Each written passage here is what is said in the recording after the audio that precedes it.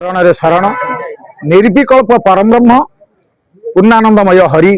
वंदे हंग शून्य ब्रह्मस्थ सहस्राचर पूरित सर्वशांतिश्च ब्रह्मरूपी विश्व कल्याण कारण परम ब्रह्म पतित पावन स्वरूप ब्रह्म स्वरूप जगत हर्ताकर्त स्वरूप से पतित पावन ठाकुर बटपुटवासी आरतत्राण बट निवासी निर्विकल्प शून्य ब्रह्म गादी स्वरूप विजय श्री अच्युत शरणम एवं अच्युत अनंत जशवंत बलराम जगन्नाथ उत्कलीय पंचसखा उपस्थित समस्त सज्जन मंडली संत समाज ज्ञानी गुणिक समाज विचारवंत जने मोर माँ माने एवं समस्त समीक्षक महोदय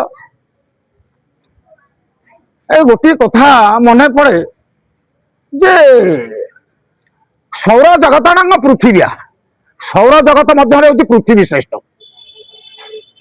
सौर जगत क्या कहुए ना सूर्य चतुर्पार्श्व बुलूं बुध शुक्र पृथ्वी मंगल बृहस्पति शनि यूरेनस नेपच्यून प्लूटो ता भर हूँ पृथ्वी श्रेष्ठ पृथ्वी आनंद भारत वर्ष ये पृथ्वी मध्य भारत हूँ श्रेष्ठ भारत आनंद उत्कल श्रेष्ठ उत्कल श्री पुरुषोत्तम श्रेष्ठ पुरुषोत्तम पद्मवन ने माल ही श्रेष्ठ कहीं ना पुणी गोटे कथा आसब कौन ना सर्वपरि गोटे ब्रह्म जातिनांग श्रेष्ठ ब्राह्मण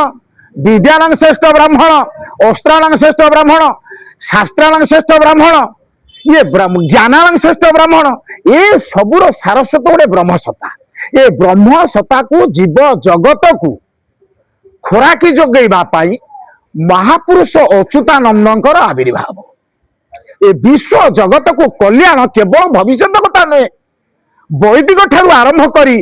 ये विश्व जगतर शांति सुखना निमंते समस्त भाईचारा निमंते स्नेह श्रद्धा प्रेम बात्सल्य निमंते तांकर लेखनी मुन सदा सर्वदा चंचल थिला एभली कई गोटे पुरुष नाही जे एते ग्रंथ लिखिदेव 184,000 ग्रंथ कौन से केमिति कथा से कहती मत अनादि को आज्ञा होइला मते तेणु पद्य पद्यावली कहे तेणु विश्व जगतर कल्याण पाई जिते पिला बेले आम देखीचु माटीगदा सात छोटियागिरी थे कृष्ण पूजारी थे ताकू चंदन बेश कर दियंती बरड़ा ताटी थिला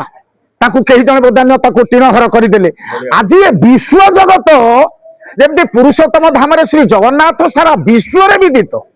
से सबू मठ बाड़ी की राजस्व विभाग नहीं पुरुषोत्तम धाम को गोटे विश्वस्तरीय करने को चेष्टा कले ये पद्मवन प्रथमे कहली कौन ना सर्वप्रथमे सौर जगत मध्य पृथ्वी पृथ्वी मध्य भारत भारत मध्य आमर पुरुषोत्तम पुरुषोत्तम मध्य श्री पुरुषोत्तम क्षेत्र तांको मध्य है किए नेमाल कहीं ना से ब्रह्म तत्व शास्त्र ब्रह्म चेतना विचार दबापाई एकमात्र अच्युत पीठ ही से तेणु एठिकी जो महापुरुष थे कहते अष्टभुज ज्येष्ठ शुक्ल एकादशी पूर्णिमा को आशा पंचभूत पंच प्राण लीन हो गले शून्य ज्येष्ठ पूर्णिमा दिन तेणु महोत्सव पालन आगे तो नाला आम बालिकी सब जाऊ दीपटे लगे गोटे पताका पोता हम मु छता आणे पाट छता खंडे आणबू नई पारी होकर आसबू बहु कष्ट यही बरपड़ा पारी हबू एपटे खनसाई पारी हबू एठिक आसबू वर्षा हम तेती जीवु बर्तमान बहु सुजोग हो जाबार कथा जेमिति पुरुषोत्तम धाम विश्व जगत विदित आसुची समय जे से चेतनाशील तत्व गुड़िक महापुरुषंकर जो चेतना गुड़िक ए विश्व जगत विख्यात हम औषधि ठारू आरंभ करी गोटे मानवर निजर भविष्य जन्म ठारू मरण पर्यंत राजनीतिक ठारू आरंभ करी प्रत्येक क्षेत्र में महापुरुषंकर किंवदंती रही केमिति गोटे सुरुखुर मानव शांति जीवन जापन करिवो शांति सुखले समाज चलो ए सबूर लेखा अच्छी किंतु आमे ताहा बुझी ना जो माने बा कहउछंती मने रख गोटे कथा कहछि संस्कृत रे शुद्धम विरुद्धम सत्यम शत्रुम